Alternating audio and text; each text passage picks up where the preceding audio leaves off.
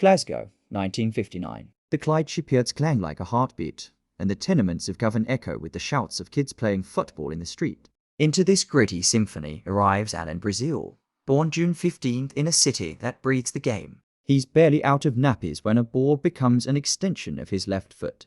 By 13, he's at Celtic Boys Club, a prodigy in green and white hoops, dreaming of the first team, of Ibrox, of everything. But in the shadows of that clubhouse lurks Jim Torbett, the manager with a smile to wide and hands to lingering. One afternoon, one incident, one moment Brazil will lock away for 23 years. The camera doesn't flinch. It just keeps rolling.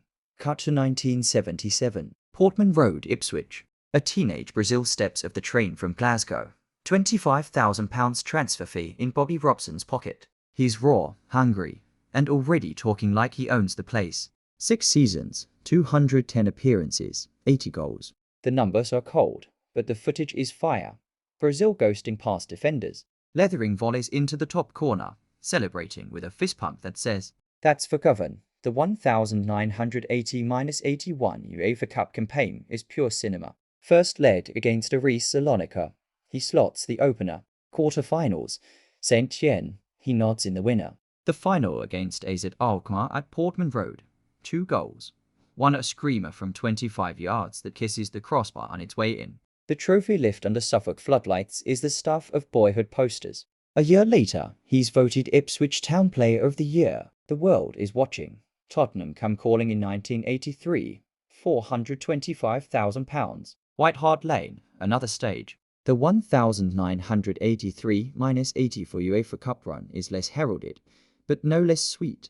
Brazil starts both legs of the final against Anderlecht, wins on penalties, claims his second European medal. Scotland caps follow 13 in total, including the 1982 World Cup in Spain, where he lines up against Brazil the country, not the surname, and nearly nicks a goal. At 27, he's at his peak, strong, sharp, swaggering. Then the back goes. It starts as a niggle, then a stab, then a scream. Discs disintegrate like wet paper. Acupuncture in Harley Street. Traction in a Suffolk clinic. Praise in a Glasgow chapel nothing holds. By 1986, the verdict is final. Retire or risk paralysis. The camera lingers on an empty locker. Studs still muddy.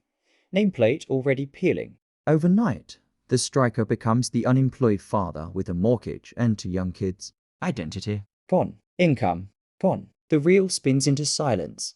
Ipswich High Street, 1987. The black at a pub. Neon snake curling above the door. Brazil's name on the lease. His face on the flyers. Locals pile in for pints and autographs, singing "Ally, Ally" until closing time. 18 months later, the brewery padlocks the doors. Whitbread, he says, bled him dry with rent hikes and stock demands. He admits he was never behind the bar anyway, already chasing television gigs. Bankruptcy papers are signed in a solicitor's office that smells of damp paper and defeat. The camera zooms in on the final demand letter. Red ink screaming. Rock bottom is a strange place to find a microphone. A guest slot on GMTV talking transfers over cornflakes. A CEO commentary on Sky where his Glaswegian growl cuts through the polite chatter. A late-night phone-in on Talk Radio UK where callers ring to argue about Rangers, and he argues back louder. January 2000, talkSPORT launches, and Alan Brazil is handed the breakfast slot alongside Mike Parry. No script, no filter, just 2 mates arguing over racing results and whether gas is finished. Ratings explode. The boozy persona, half truth, half caricature, becomes the brand. Listeners tune in at 6:30 am to hear him slur, morning, punters and mean it. March 2004, Cheltenham Festival. 3 days of Guinness, Damples, and glory. Monday morning, the talkSPORT's studio is empty. Producers panic. Listeners flood the switchboard. Where's Brazil? He's asleep in a Cotswolds hotel. Phone off the hook. Tie still knotted from Saturday. Sacked on the spot. The press feasts. Brazil's booze shame. 3 weeks later. Hundreds of emails later. The station caves. He's back 5-0 fine per no show written into the contract like a badge of honor. The rebellion is now official merchandise. The camera catches him strolling into the studio, sunglasses on, grinning like a schoolboy who's dodged attention, but the darkest reel is still in the can. Celtic Boys Club, early 1970s. Jim Torbett, the manager with the clipboard and the secrets. One afternoon, one incident, Brazil 13 and trusting. He buries it deep, plays on, scores goals, wins medals. The memory festers. 1996. The trial. Glasgow Sheriff Court. Brazil walks in, suit to tight, voice steady, eyes burning. He testifies. Torbet gets 2 years for shameless indecency with 3 boys. Brazil's words crack the dam. More victims step forward in 2018, 2023. Another trial, another sentence, another cell door slamming. In a 2004 radio confessional, he says it happened once, that he was strong enough never to return. The rage still crackles. If it was one of my kids, I'd kill the bastard. The camera holds on his clenched fist, knuckles white, wedding ring glinting, that armor becomes the brand. On air, he's the dinosaur who doesn't get depression. Who scoffs at Robin Williams' suicide in 2014. Who says leaving kids behind is diabolical, while CEO host Brian Moore pleads for compassion.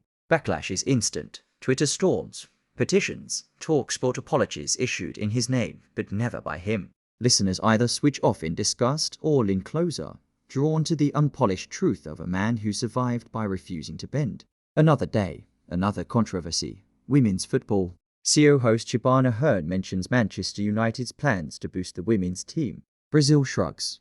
Nobody round the world's bothered. Hearn fires back. You're a proper dinosaur your granddaughter plays. The clip goes viral. Millions of views. talkSPORT stands firm, lets the debate rage. Brazil doesn't apologize. He doubles down. The armor thickens. The autobiography sums it up. Only here for a visit.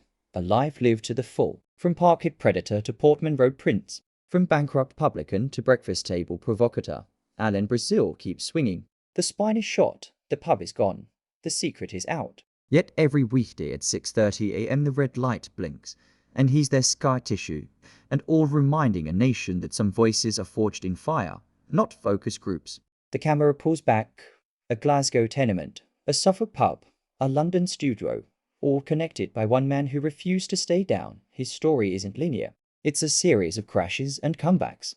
The UEFA Cups gleam in the cabinet, but the real trophies are the mornings he drags himself to the MIC after another Cheltenham bender. The courtroom where he faced his abuser. The bankruptcy hearing where he signed away the pub but not his name. He's the voice for the bloke in the pub who's sick of being told what to think. The granddad who still calls it the wireless. The punter who bets on the horses because life's a gamble anyway. Love him or loathe him. You can't ignore him. The reel keeps spinning. The voice keeps crackling. And Alan Brazil scarred. Stubborn and still standing remains the last unfiltered roar of a vanishing Britain.